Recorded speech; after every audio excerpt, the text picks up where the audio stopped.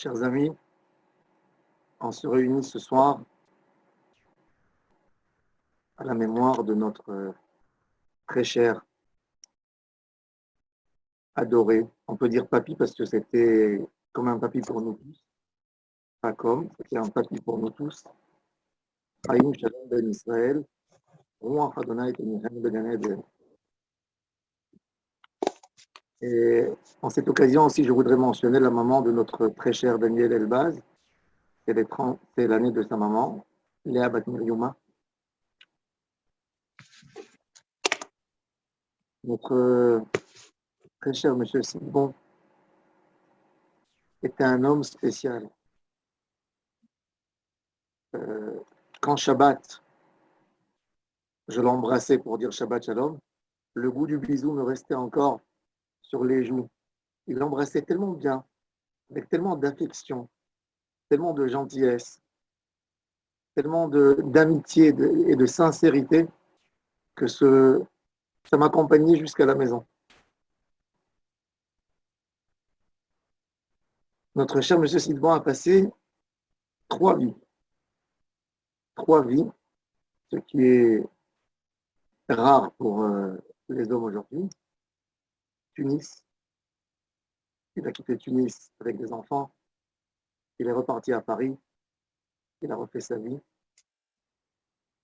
Et après, à la fin de sa vie, il a fait une aliyah, il a commencé à s'installer ici en Eretz Israël, il aimait Israël et Israël était une partie indispensable de sa vie. Il a fait le chemin classique que tous nos parents ont fait quand ils ont quitté le Maghreb, quand ils ont quitté leur pays, Tunis, Algérie, Maroc, ils sont venus en France et ils étaient fascinés par la beauté, la grandeur de la culture française.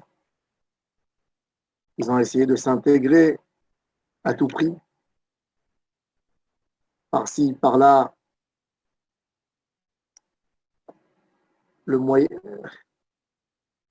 but à enlever plusieurs choses de leur route. Il fallait trouver une parnassa, il fallait s'y mettre, il fallait être français pour réussir, il ne fallait surtout pas rester un pied noir. Et après quelques années, ils ont retrouvé tous leur base. Comme que la Gemara, elle dit, le Talmud nous dit que quand les parents et des tzadikim, ben c'est comme un roseau. Un roseau, tu le jettes en l'air. En fin de compte, il tombe dans l'endroit où tu l'as jeté. Ils retrouvent le chemin des parents et on retrouve le chemin de la Torah. Ce qui est tellement magnifique chez notre cher Chaim Sylvain, c'est que Baruch Hashem, tous ses enfants ont suivi le chemin de la Torah. Chemin de l'amour de Ham Israël, garder la Torah. Il a eu un mérite d'avoir des petits-enfants en Israël. Il était tellement heureux de voir ça. Et ça, c'est ce qui accompagne l'homme. Et ça, c'est le vrai bonheur. Le vrai de tous les bonheurs. Malheureusement, que quand on est 1 minute avant le décès, avant de quitter le monde, on comprend que c'est que ça. En réalité, c'est la seule chose qui nous accompagne. Un homme dans sa vie, il pense qu'il va trouver bonheur en faisant telle chose, en faisant autre chose. C'est vrai, tu peux passer un moment de plaisir, mais ce n'est pas un bonheur acquis dans ta neshama. La seule chose qui reste toujours avec toi, qui te couvre, qui est là pour toi, c'est ta famille proche, c'est tes enfants, c'est les valeurs que tu leur as transmises. C'est la seule chose qui reste et que l'homme prend conscience malheureusement qu'à la fin, à la fin de sa vie.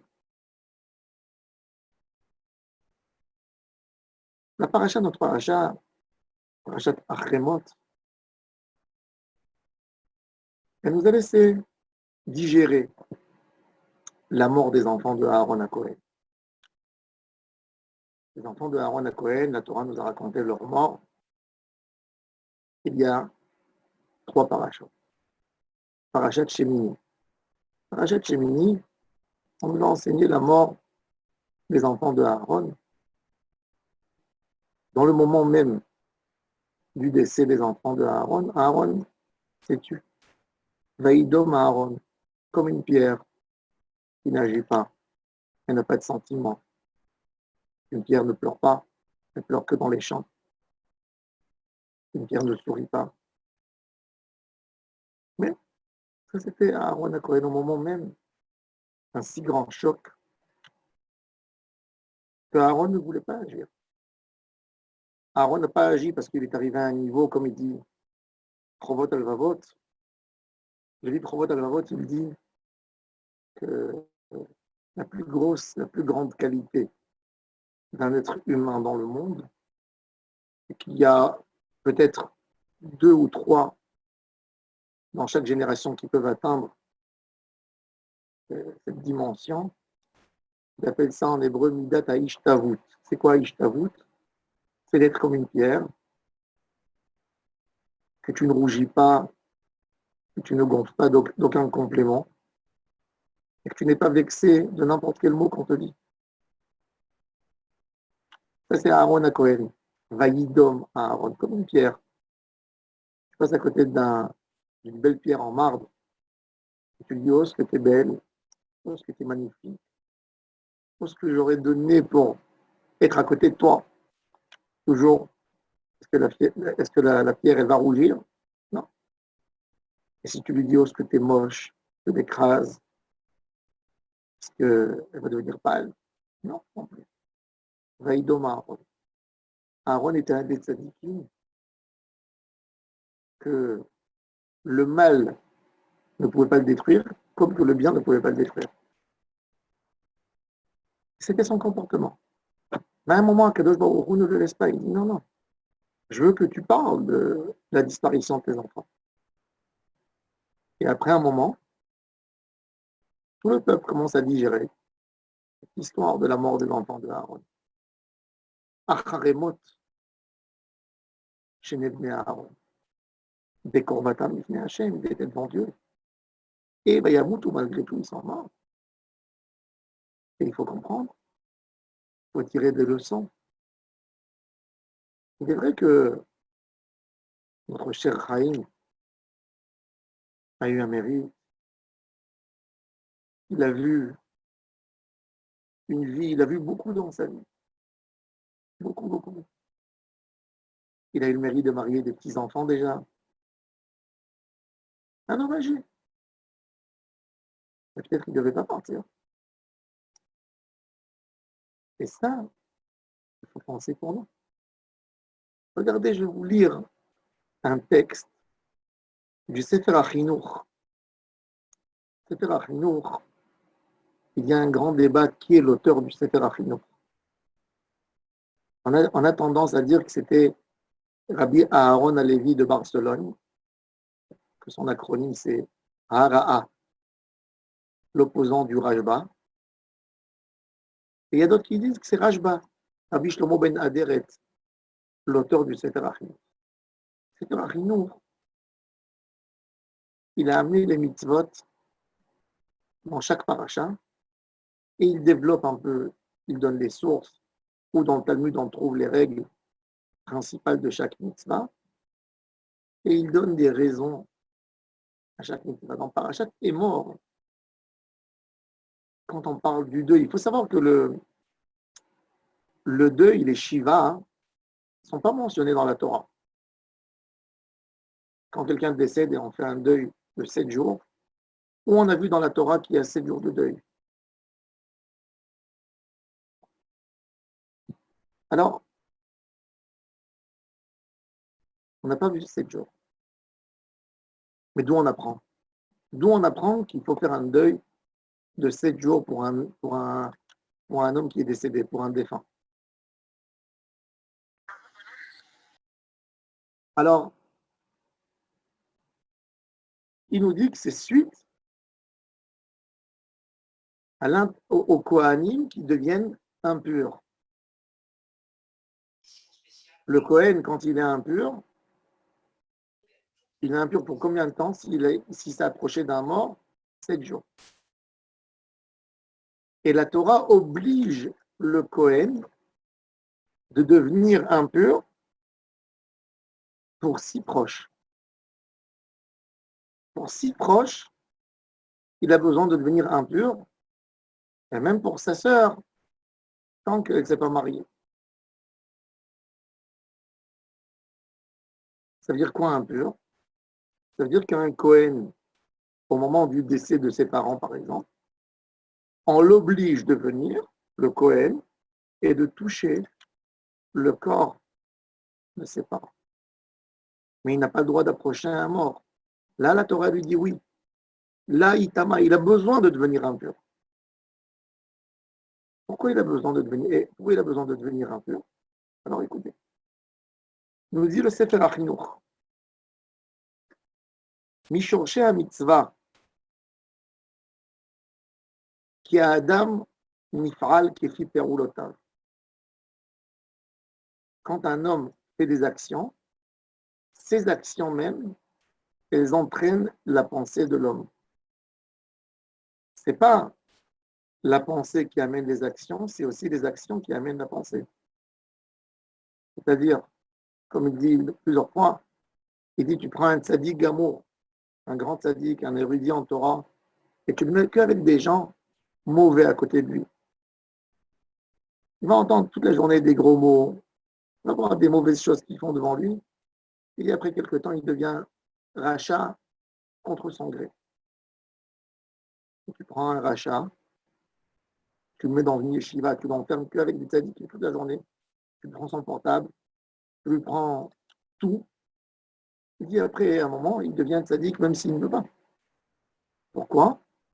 Parce que les actions de l'homme, les actions que l'homme fait, en fin de compte, elles vont l'obliger à se rapprocher à Hachem. C'est pour ça d'ailleurs, Rabbi Shalom Messas, Zichrono Livracha, le Rav de Jérusalem, il disait que les téphilines, on met les téphilines d'abord sur la main et après sur la tête. Il dit pourquoi on ne commence pas de la tête? La tête, c'est le plus important. Il dit pour te montrer que dans les mitzvot, fais, même si tu ne comprends pas. Le fait que tu fais, ça t'incite à continuer à rentrer dans le monde de la Kedusha. Alors il dit, puisque l'homme est influencé par ses actions propres, il dit, un homme ne pourra jamais faire teshuva d'un décès s'il ne s'enferme pas chez lui à la maison. Si le décès et la disparition d'un des proches ne le met pas en confinement chez lui à la maison, ça ne lui donnera rien. Il y a des gens dans le monde, une fois j'étais dans la maison d'un goy en France, et j'ai vu un bibelot dans la vitrine, un petit bibelot comme ça, avec une photo, un vase avec une photo, moi je ne savais pas. J'ai regardé comme ça,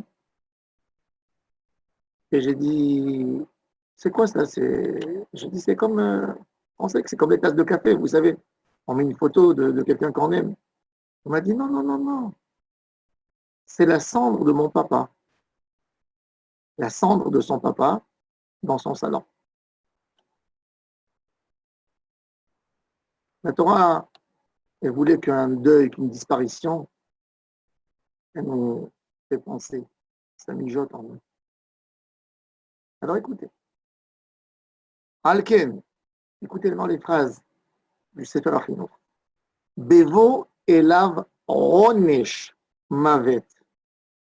Onesh mikre mavet be'echad mikrovav. Il dit que la disparition d'un homme pour tous ses proches est une punition. Un homme ne disparaît pas parce qu'il a vieilli et il a eu tant d'années à vivre et ça s'est terminé. Non, c'est une punition pour ses proches. Écoutez. Pourquoi? Asher teva ha'ahava mechayev lahem. La nature humaine dans le monde entier fait qu'un homme aime ses 7 proches qui sont père, mère, sœur, frère, fille et fils et épouse. La nature humaine t'oblige à aimer tes proches. Et donc, quand quelqu'un a perdu un de ses 7 proches, il est vraiment triste. Alors, il dit, תחייבנו התורה לעשות מעשים בעצמו, אשר יעוררו לקבוע מחשבתו על הצער שהגיע אליו. La Torah lui dit, tu dois faire un acte de pensée pour penser pourquoi ça t'est arrivé. Ve'az yeda, et en ce moment il saura, ve'itbonen benafsho, il regardera dans son âme, ki avonotav garmu lo lehagia elav hatzarahu, que ses fautes l'ont causé à être peiné dans cette peine. Ki Hashem lo ya'ane milibo ve'yage bene ish, car Dieu ne donne pas une souffrance à l'humanité seulement si on a quelque chose à réparer. Ki im mitad chataim vezot emunatenu hashlema. Ça, c'est notre émouna, nous les juifs, ba'ale dat yehudit hayekara. Maintenant, il continue. Ou betet ha'adam el libo inyan ze b'maaseh avelut. Quand l'homme pense sur ça, ben il fera teshuva. Et il dit, il continue. Et avec le deuil, on a acquis quelque chose d'utile pour se rapprocher à Hachem, pour comprendre où nous sommes. Et il dit, écoutez bien, les hommes qui renient Dieu, qui se pensent intelligents, ils diront que l'homme meurt parce qu'il est arrivé à la fin de ses jours. Et que comme la mort d'un animal est exactement la mort d'un homme. Sur un animal, on dit, voilà, ben, il a résisté 15 ans, c'est beaucoup pour un chien. Tant mieux. Alors on dit pour un homme, allez, il a fini ses jours. Il dit ça, c'est malheureux. Il dit, c'est pour cela que les goïms ont décidé d'incinérer leurs morts. Incinérer leurs morts. Pourquoi? Parce qu'ils ne veulent pas être obligés d'aller au cimetière. Ils ne veulent pas affronter la mort dans leur vie. Ils ne veulent pas penser sur ça. C'est pour ça que dans le judaïsme, c'est très très grave de se faire incinérer. Un juif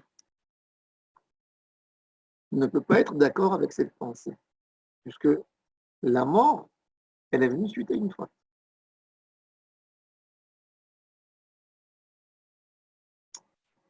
Alors, qu'est-ce qu'on a? Alors maintenant, vous allez me dire, ok, et même des grands tzadikim, ils sont morts, c'est vrai, mais même des grands tzadikim ont de quoi se reprocher. J'ai toujours une histoire, je l'ai racontée une fois dans la communauté, une histoire qui m'a marqué énormément. Vous savez que le rabbi de Lubavitch s'est sauvé de la Russie avec son beau-père. Il a passé un moment à Paris et après il est parti aux États-Unis. Il avait aussi un frère qui n'était pas un grand religieux. Les gens ne le savent pas. Il avait un frère qui était mathématicien. Et que les deux ont émigré aux États-Unis. La maman du rabbi, elle avait perdu son mari au Kazakhstan. Ils étaient exilés par les Russes et ils étaient en Russie. Et le rabbi correspondait avec sa maman toutes les semaines. Il lui écrivait une lettre. Et à un moment, le frère du rabbi est mort. Jeune, très jeune. Et il ne voulait pas annoncer à sa mère que son frère est mort. Qu'est-ce qu'il a fait? Il a imité l'écriture de son frère et il correspondait avec sa mère au nom de son frère jusqu'à la fin de la vie de la mère. Elle n'a pas su qu'elle a perdu son fils. Alors, si j'étais un chassid Chabad, les Chabad, ils vont dire, oh, ce qu'il est magnifique, le rabbi. quelle sensibilité pour sa maman. Mais moi, je regarde cette mère extraordinaire qui ne méritait pas une souffrance et des larmes en plus. Ben, Kadosh Baruch Hu a fait tout pour que jusqu'à la fin de sa vie, elle ne sache pas qu'elle a perdu un enfant si chéri qu'elle aimait tellement. Et c'est exactement ça qui peut expliquer les paroles du Sefer Achinour, que si un homme ne mérite pas une souffrance, ben, il ne va pas souffrir. Et ça, dans la vie, c'est la chose la plus importante qu'un homme a à faire. On se dit, aujourd'hui, Corona, Corona, on a tellement entendu des choses sur ce mot Corona, sur sa signification, sur ses thèmes. Je pense que tout le monde a une encyclopédie dans sa tête. J'ai dit un jour à ma femme, rien que si je ramasserais tous les WhatsApp et les films qu'on a eus sur le Corona, on aurait pu écrire une encyclopédie de quelques volumes, avec toutes les blagues, ensuite tous les hommes intelligents qui savent guérir, etc. Le Corona, c'est mondial, ça atteint tout le monde. Et on se dit, regarde, s'il y a tellement de sociétés qui sont au bout du faillite, les sociétés, on a entendu hier, Boeing et Airbus veulent faire des licenciements, ils ont perdu, il y a eu 50% de vols en moins, il y a eu des milliards pour toutes les sociétés qui ont été perdues. Qui nous sommes-nous dans cette petite souffrance? C'est vrai, bon, on a perdu 1 mois de travail, 2 mois, c'est dur, c'est difficile, c'est vrai. Mais ce n'est pas nous les vraies personnes concernées. On entend des gens qui ont dû quitter le monde, comme notre très cher Chaim.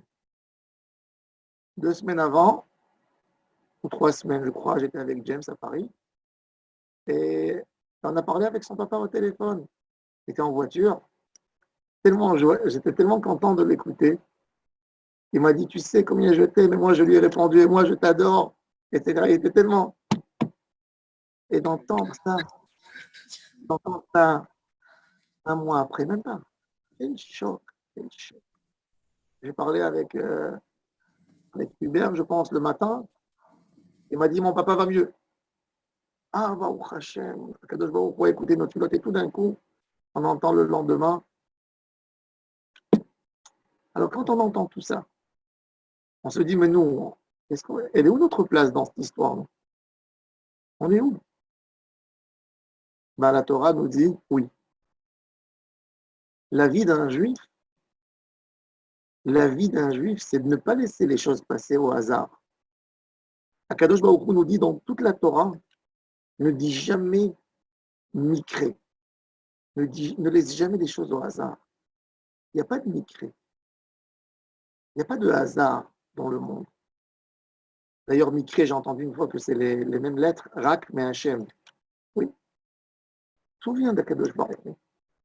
Et si tout vient d'Akadosh Baruch Hu, on a des choses à réparer.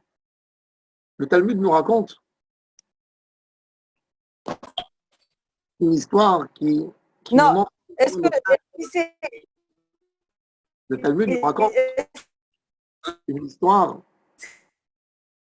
à quel point nos sages faisaient des comptes et se posaient des questions. Il y avait un sage dans le Talmud que son métier était de faire du vin. Un vignoble faisait du vin. À l'époque, le vin, on le gardait dans des tonneaux en poterie, terre cuite. Et il a investi, vous savez, quand quelqu'un il achète du vin, à l'époque, c'est exactement comme aujourd'hui, une cave de vin, mais sauf que c'est beaucoup plus de vin. Et il fallait prendre des prêts pour acheter de la marchandise. Il fallait payer comptant pour pouvoir vendre, remplir ton magasin. Il est parti, il a fait des prêts, il a acheté des tonneaux de vin, Il a rempli, et il avait un grand magasin, il vendait du vin, c'est un grand commerçant de vin. Il a rempli toutes ses caves. Et on attend le Beaujolais, ça finit le Beaujolais, allez, on commence à vendre le vin. Les gens, à l'époque, buvaient énormément de vin, pas comme aujourd'hui. À l'époque de la Gemara elle nous dit dans le traité Berachot, si un homme mangeait 200 grammes de nourriture constante, ben, il buvait l'équivalent de 400 millilitres de vin. Les vendeurs de vin étaient des gens qui gagnaient beaucoup d'argent. Et il y a les clients qui rentrent au magasin, ils leur vendent du vin. Ils reviennent 2 heures plus tard, ils disent ton vin que tu nous as vendu, il a tourné, c'est du vinaigre, c'est pas du vin. Il dit quoi? Et un et 2 et 3, il vérifie le dégât, il commence à ouvrir lui-même ses tonneaux avec des spécialistes pour goûter, pour analyser. Il voit 400 tonneaux de vin qui ont tourné, qui sont devenus du vinaigre. Le malheureux, il a fait un deuil avec toutes les dettes, tout l'argent qu'il doit aux gens, pas seulement qu'il n'a pas gagné de l'argent, mais il a perdu tout. Il était assis par terre comme un endeuillé. Un sage de la Torah, et les Chachamim viennent le voir. Et ils se mettent devant lui comme en console des endeuillés. Ils sont assis, ils se taisent, et puis il lève sa tête, il les regarde, et il leur dit alors, qu'est-ce que vous dites sur ce qui est passé, sur cette histoire? Alors ils lui disent, tu veux entendre? Oui. Ils lui disent, peut-être tu dois te contrôler sur quelque chose. Peut-être Dieu veut te réveiller. Alors il dit, quoi? Vous me soupçonnez comme un homme manquant de Hirat Shamayim? Je suis religieux, pratiquant. Il commence avec la critique tout de suite. On est là pour se préserver, donc on lance l'attaque. Alors ils lui ont dit, pour nous, tu es un tzaddik. Mais si c'est toi le tzaddik, alors c'est Dieu qui n'est pas tzaddik. Autrement, pourquoi Dieu te fait ça? Alors, tu préfères qu'on te critique à toi ou qu'on critique Dieu? Allez, alors nous tous, on va se retourner contre Dieu, on va dire, alors Dieu, qu'est-ce que tu as fait? Tu préfères ça? Ou tu préfères qu'on te dise gentiment, peut-être il faut commencer à vérifier. Et dit, j'accepte. Alors dites-moi où je me suis trompé. Il y a un des sages, il a levé sa tête, il a levé ses yeux, il a dit tout doucement, tu sais, t'es propriétaire de champs aussi, des vignes. Et quand tu amènes les hommes qui vont récolter les raisins, à l'époque, dans toute la région de l'Orient, on offrait aux hommes qui faisaient la cueillette, on leur offrait les feuilles de vigne.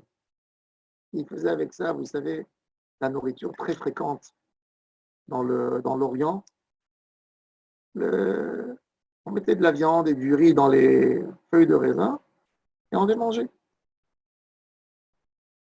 Et ils lui ont dit, on a entendu que tu ne donnes pas à tes employés les feuilles. Il leur a dit, moi mes employés, ils me volent des raisins. Pourquoi je vais leur donner les feuilles? Ils lui ont dit, ah, c'est-à-dire que parce qu'eux, ils ont volé, toi aussi, t'es voleur. Si l'habitude, c'est de leur donner, il faut leur donner. Qu'il faut leur donner, il faut leur donner. Maintenant, ce qu'ils ont volé, c'est leur problème. C'est un problème, vous avez un problème. Mais tu ne peux pas te comporter comme un voleur, toi aussi. Il a dit, OK, je vais indemniser tous mes employés sur ce que je ne leur ai pas donné les feuilles. La Gemara raconte qu'il y a eu un choc dans le monde et dans le marché du vinaigre, il n'y avait plus de vinaigre. Et le vinaigre a flambé et est devenu plus cher que le vin, que du vin de table. Et il y a une autre version qui dit que le vinaigre a retourné, il est devenu du vin. Il n'a pas tourné, il a retourné. Maharsha, Rabbi Shmuel Ibeles. Il dit, quel miracle est plus grand à votre avis? Du vin qui a tourné, qui est devenu du vinaigre, et après il est retourné, il est redevenu du vin. Ou que le prix du vinaigre a augmenté plus que le prix du vin. Alors il dit que le prix du vinaigre devienne plus que le prix du vin, c'est un plus grand miracle. C'est un plus grand miracle. Vous savez, on ne s'imagine pas pourquoi Kadosh Baruch Hu fait les choses. Mais peut-être, je ne sais pas, je pense avec nous. Peut-être qu'il y a une femme au bout du monde aujourd'hui qui est une veuve, une misérable, qui n'a pas de quoi chauffer sa maison avec du pétrole. Elle crie Dieu, mes enfants vont mourir de froid. Et Dieu fait toute cette crise pour qu'elle trouve un baril de pétrole pour quelques cloupinettes. Imaginez-vous une situation où que tout le coronavirus, tout ce Covid-19, il a atteint le monde entier, il a cassé toutes les structures du monde pour donner quelques tonneaux de pétrole à une pauvre dame qui n'a pas de quoi se chauffer en hiver. Imaginez-vous. Mais ça, c'est le miracle. Mais l'idée que ça n'existe pas chez nous, de laisser les choses passer. Il faut toujours se contrôler. Comment se contrôler? Quoi se contrôler? Chacun connaît les faiblesses de sa neshama. Hier, il y a quelqu'un qui m'a envoyé un petit film sur WhatsApp d'un grand tzaddik à Bnei Brak, le Rav Bahadani. Il a 95 ans. Il a été confiné chez lui à la maison. Et il a un petit Beth Midrash à lui, une petite synagogue. Et il n'en pouvait plus de rester à la maison. Il est toujours à la maison. On ne le laisse pas sortir. Donc l'après-midi, on le voit, il a un masque comme ça. Et il va à la synagogue. Il languit sa synagogue. Et il arrive, quand il rentre dans la cour de la synagogue, on le voit comment il pleure, il s'effondre en larmes, il dit Dieu. Mais un endroit comme ça qui était plein de Torah 24 heures sur 24, il est vide, il est tellement triste. Et il s'approche, écoutez bien, il s'approche des murs de la synagogue.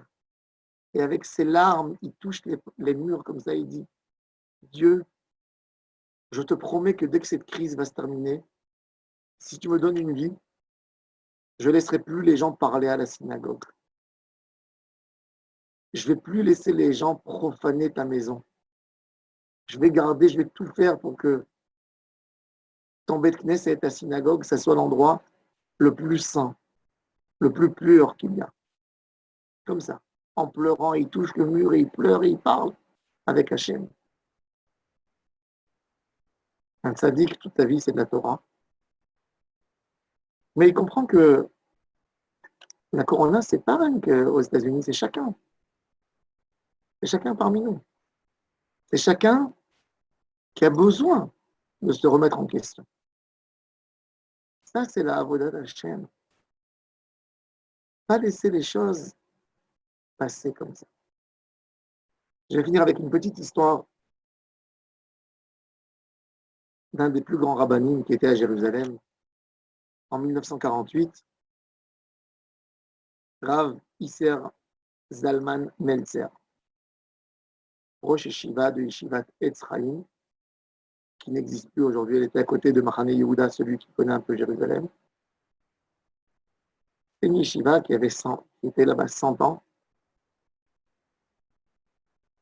Le Rosh Yeshiva habitait à Sloutsk, en Russie, et il est venu s'est installé à Jérusalem.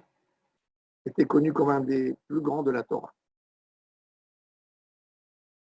Il était malade et il souffrait du cœur.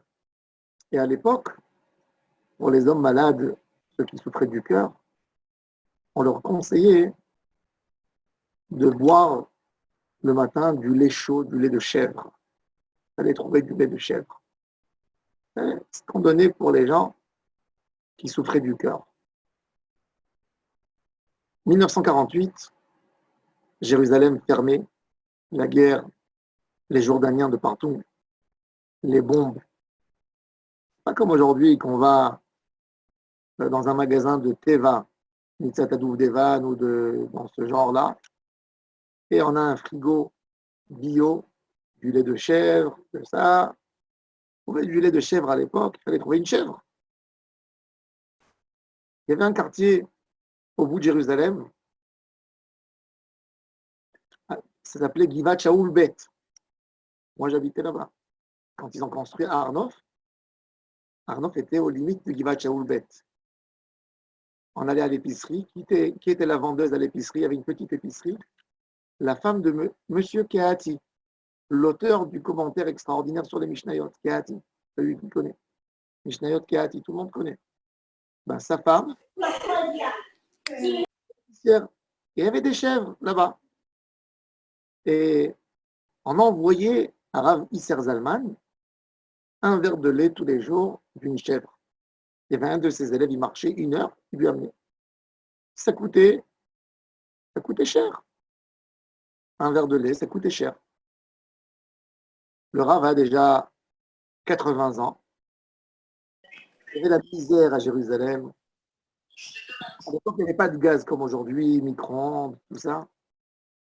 Dans les familles, il y avait ce qui s'appelait le primous, la ptilia, qui est une petite mèche où on faisait le café. Ma mère me racontait que quand elle faisait le café, elle me disait, je mettais l'eau à bouillir pour faire le café, j'allais faire ma lessive, mon linge, et après je revenais pour qu'il soit prêt, le café. Ça durait du temps. Et donc, la femme du Rav, elle lui chauffait le lait, elle attendait comme ça. Elle aussi, elle est âgée, et elle s'endort. Elle surveille le lait, elle s'endort. Et elle se réveille avec une forte odeur. Le lait a brûlé, il a débordé. Elle a de la peine pour son mari, qui a besoin de ce lait, il a besoin le matin de prendre ce verre de lait chaud. Elle rentre dans sa chambre d'études. Elle dit, mon cher mari, je suis vraiment désolé. Tu devras te contenter d'un verre de thé ou de café aujourd'hui, mais le lait, il a débordé. Le lait a débordé. Et il n'y a plus de lait. Le Rav la regarde et lui dit, mais pourquoi le lait a débordé? Elle lui dit, je me suis endormi et il a chauffé. Quand le lait chauffe, il déborde. Bon, elle sort de la chambre.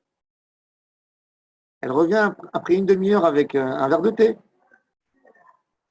Et elle entend son mari qui tombe dans sa chambre et qui dit, pourquoi le lait a débordé? Pourquoi le lait a débordé? Elle dit, mon mari est devenu fou, le pauvre. Il est obsessif par rapport au lait. Pourquoi le lait a débordé? Le lait a débordé, il a chauffé. Elle rentre et voit son mari sérieux, triste. Et il dit, tu sais, je suis préoccupé, pourquoi le lait a débordé? Elle dit, qu'est-ce que ça veut dire? Dis-moi, dans ma vie, du moment où je me lève, je sers à Kadosh Baruch Hu tout le temps. J'enseigne la Torah. J'enseigne la Torah.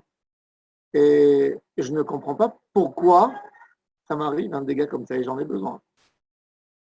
Il est assis, après il lui dit, ça y est, j'ai compris. Je sais pourquoi le lait a débordé. Ah oui?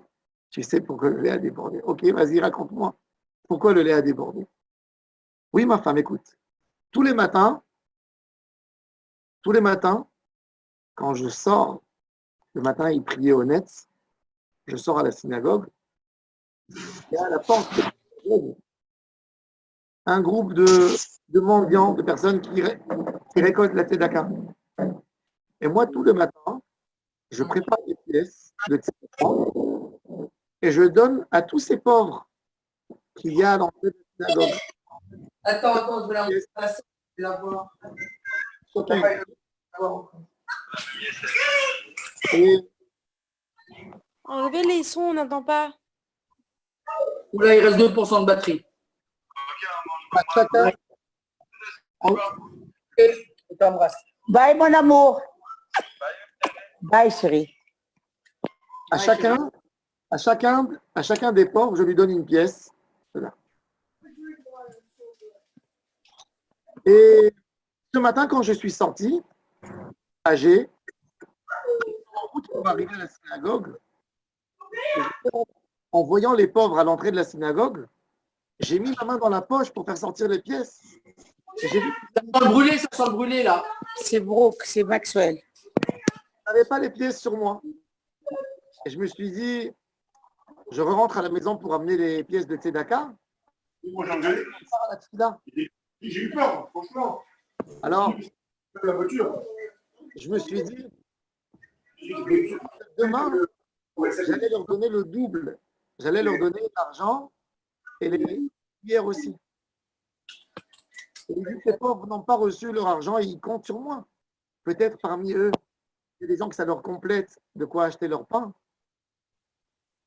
Et il dit, quand je suis retourné à la maison, j'ai commencé à penser qu'il ne fallait pas que je fasse ça. Parce que c'est des gens que tous les jours, je leur donne la tzedaka. Et il dit, j'ai calculé, le prix du verre de lait, c'est la somme de tzedaka que je donne tous les jours. C'est plus fort. C'est ça qu'ils m'ont donné à brûler. Mechila Rav, Mechila Rav, Rav, Slicha, s'il vous plaît, je ne sais pas qui, depuis tout à l'heure, n'arrive pas à couper son micro. Je vais vous le demander une dernière fois. Coupez vos micros. Toda Rabba.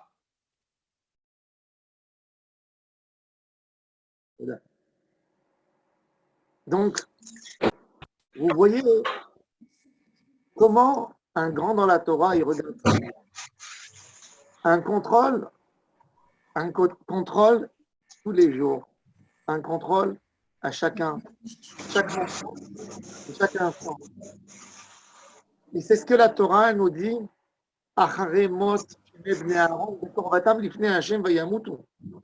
Et la Torah a des conséquences par rapport au comportement dans le tabernacle. Comment il faut se comporter au tabernacle? Et nous dit, il faut pas prendre du vin, il faut rentrer respectueusement, il faut avoir la coupe des cheveux des Kohanim qui respectent leur travail, ne pas arriver avec des habits sales, etc. Et elle donne toutes les règles. C'est-à-dire que suite à la mort des enfants de Aaron, le fait ça ne doit pas se passer comme ça. On a besoin de faire un contrôle. On a besoin de se poser des questions. Se remettre en question, c'est la partie la plus importante dans le quotidien, dans notre vie de tous les jours. Alors, que Bezrat Hashem, moi je ne dis pas quoi, et pas, chacun sait, et chacun doit se creuser, et savoir vraiment, se poser des questions. Se poser des questions. En quoi je peux m'améliorer? Comment je peux améliorer d'abord ma personnalité? Comment je deviens meilleur par rapport à mes amis, par rapport à ma femme, par rapport à mes enfants, par rapport à mes voisins, par rapport à mon entourage? Nous tous, on a besoin de se poser ces questions. Ensuite, comment on se rapproche à Hachem? Comment on comprend notre place dans ce monde? Et c'est qu'avec ça qu'on a atteint en fin de compte. Et c'est ça. Si ça nous réveille, donc c'est ça, quelque part, qui fait l'élevage de l'âme du défunt. C'est là que sa neshama, elle monte plus haut et plus haut parce que son voyage, sa séparation de nous n'était pas gratuitement. On a compris quelque chose. On a compris quelque chose. Et avec chaque geste, chaque pensée qu'on pense, et chaque action qu'on fait suite à cette pensée, ben, ça fait monter sa neshama d'étape en étape. Ces paroles de Torah, Tov Leilou Nishmat, notre très cher חיים, שלום בין ישראל, רוח אדוני תניחנו בגן עדן, ינוח בגן עדן הוא, בכל בני ישראל השופטים עמו, בכלל הרחמים והסליחות, וכן יהי רצון ונאמר אמן.